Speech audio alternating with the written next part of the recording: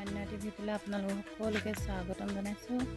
আৰু আমাৰ ঘৰটো ভাঙি মেলি আগৰ কেঁচা ঘৰটো ভাঙি মেলি এতিয়া নতুনকৈ পকা ঘৰ বনোৱা হৈছে আৰু ঘৰটো এইবিলাক ইমানটোলৈকে কাম আৰম্ভ হৈছে আৰু আমাৰ পোৱালিটো খুৱাইছিলে নহয় টুকটুক এইফালে বান্ধি থৈ দিছোঁ ধুনীয়াকৈ। ইয়াত চুৰ কৰি লৈ গৈছিলে কিন্তু আমি হ'লেও বিচাৰি পালোগৈ তাক।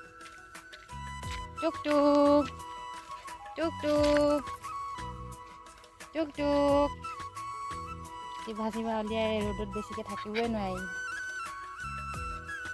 টুকটুক বৰ্তমানৰ ঘৰটো এইটো এনেকুৱাখিনি হৈ আছে। আৰু এতিয়া চব কথা বাদ দি এইখিনি কিহৰ পাত চিনি পাইছেনে আপোনালোকে? কোনে কোনে চিনি পাই কমেণ্ট কৰিব।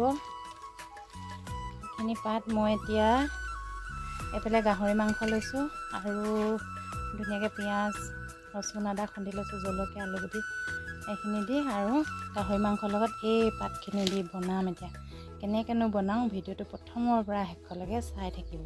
মই গেছটো অন কৰি কেৰাহীখন গৰম হ'বলৈ দিলোঁ আৰু ইয়াত তেল দি দিছোঁ। গাহৰি মাংসত যিহেতু বেছি তেল দিব নালাগে, অলপমান দিলেই হৈ যায়। তেল দিছোঁ, তেলখিনি গৰম হ'ব দিম। এতিয়া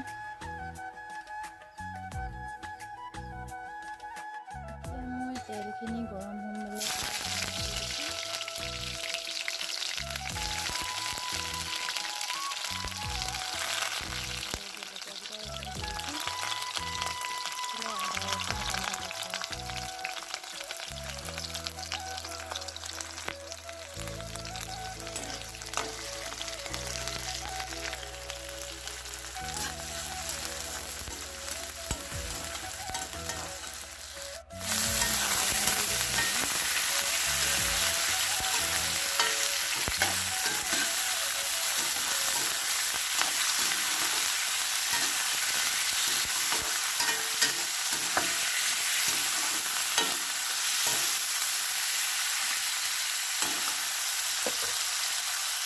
ইয়াত সোৱাদ অনুসৰি নিমখ আৰু হালধি আৰু যি মছলা খাই আপোনালোকে ভাল পায় সেইবিলাক মছলাই দিব। মই এইখিনি দেখুওৱা নহ'ল আৰু কি মছলা দিছোঁ।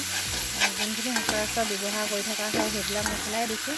আৰু যিহেতু ভিডিঅ' কৰিবৰ কাৰণে মোবাইলটো এখন হাতে ধৰি এখন হাতে মাংস বনোৱা হৈছে আৰু মই এতিয়া সেই পাতখিনি যেতিয়া দিম তেতিয়া আপোনালোকক আকৌ দেখুৱাইছোঁ ভিডিঅ'টো। এতিয়া মই এনেকৈ লৰাই মেলি অলপ সময় সিজিব দিম। পাতখিনিত ইমানেই কাঁইট আছে নহয়, ঠাৰিডালত বগৰী কাঁইটবিলাক যেনেকৈ জোঙা হৈ থাকে, এই গছজোপা ঠাৰিডালতো তেনেকেই কাঁইট আছে।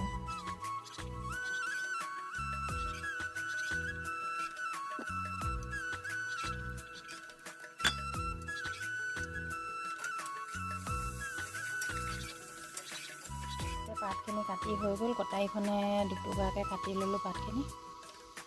এইফালে মাংসখিনি অলপ সিজিছে এনেকৈ। আৰু এতিয়া মই এই কাটি লোৱা পাতখিনি ইয়াত দি দিম।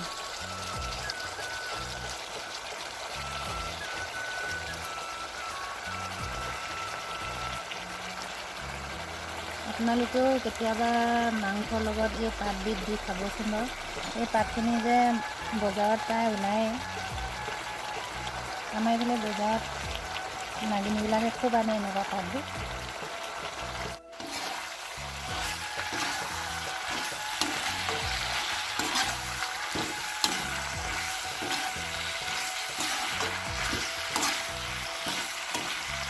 এতিয়া মই ধুনীয়াকৈ লৰাই মেলি আৰু এইফালে আদা ৰচুন অকণমান আছিলে এইখিনিও দি দিলোঁ। মই কিন্তু আদা ৰচুন খুন্দি মেলি তেলত অকণমান দিওঁ আৰু পিছতো অকণমান দিবৰ কাৰণে থৈ দিওঁ। এতিয়া মই এইখিনি ল' ফ্লেমত সিজিব দিম। আৰু এই পাতখিনি ভাজি থাকোঁতে ইমান ধুনীয়া এটা গোন্ধ আহে নহয়, একদম গৰু ঘিউ গোন্ধ আহে। গোন্ধটো একদম পালে মানে খাওঁ লাগি যায়গৈ, একদম জিভা পানী পৰি যায় একেবাৰে, ইমানেই ধুনীয়া গোন্ধ আহে। এতিয়া মোৰ ধুনীয়াকৈ মেজেঙা পাতেহেঁতি গাহৰি মাংস বনোৱা হৈ গ'ল আৰু এয়া ভাত বাঢ়ি লৈছোঁ। এইফালে জলকীয়া আৰু বগৰী আচাৰ। মই ধুনীয়াকৈ মেজেঙা পাত আৰু গাহৰি মাংস খাই চাওঁ। এইফালে মেজেঙা পাত লৈ লৈছোঁ ইয়াত। একদম মজা লাগিছে খাবলৈ।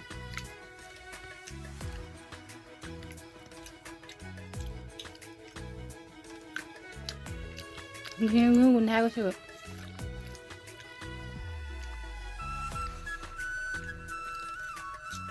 আজিলৈ মোৰ মিনি ব্লগটো ইমানেই আছিল। Bye bye. মই এতিয়া ধুনীয়াকৈ ভাতখিনি খাই লওঁ।